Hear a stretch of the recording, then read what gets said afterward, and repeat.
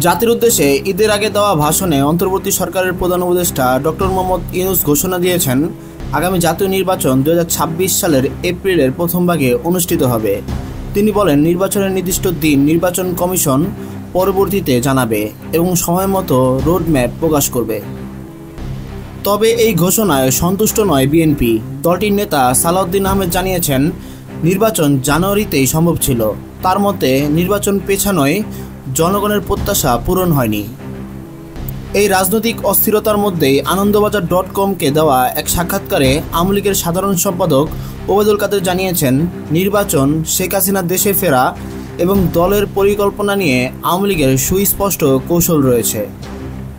তিনি বলেন, এই নির্বাচন ঘোষণার ভেতরে নির্বাচন না করার একটি বার্তা লুকিয়ে আছে। আওয়ামী লীগ ছাড়া দেশে কোনো গ্রহণযোগ্য নির্বাচন হতে পারে না। দেশের 45% বেশি মানুষ আওয়ামী লীগের সমর্থক। এই জনগোষ্ঠীকে বাদ দিয়ে কোনো নির্বাচন সম্ভব নয়। ওবায়দুল কাদের আরও বলেন, আমাদের সংগঠনকে শক্তিশালী করাই এখন সবচেয়ে জরুরি কাজ। আমাদের আদর্শ, রাজনৈতিক ভিত্তি এবং অস্তিত্ব এখন হুমকির মুখে। তাই আমরা দলকে নতুন করে সংগঠিত করেছি। আওয়ামী লীগ একটি গণভিত্তিক দল। আমাদের শক্তি জনগণের মধ্যে। তিনি অভিযোগ করেন, জামায়াতে ইসলামীর সাম্প্রতিক ঘোষণার সঙ্গে ডক্টর ইউনূসের নির্বাচনের সময়সূচি মিলে গেছে।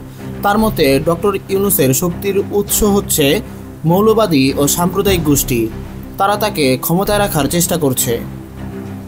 শেখ হাসিনার দেশে ফেরার বিষয়ে প্রশ্ন করলে ওবায়দুল কাদের জানান, তিনি নিয়মিত দলের নেতা কর্মীদের সঙ্গে যোগাযোগ রাখছেন, অনুপ্রাণিত করছেন। আমি আজ বিকেলেও তার সঙ্গে কথা বলবো।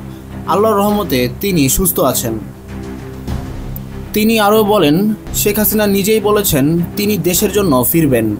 যারা তার বিরুদ্ধে ষড়যন্ত্র করেছে তাদের শাস্তি হবে। তবে কবে তিনি ফিরবেন তা এখন বলা সম্ভব নয়। সবকিছু নির্ভর করছে দেশের রাজনৈতিক অবস্থা, জনগণের মনোভাব এবং আন্তর্জাতিক পরিস্থিতির উপর।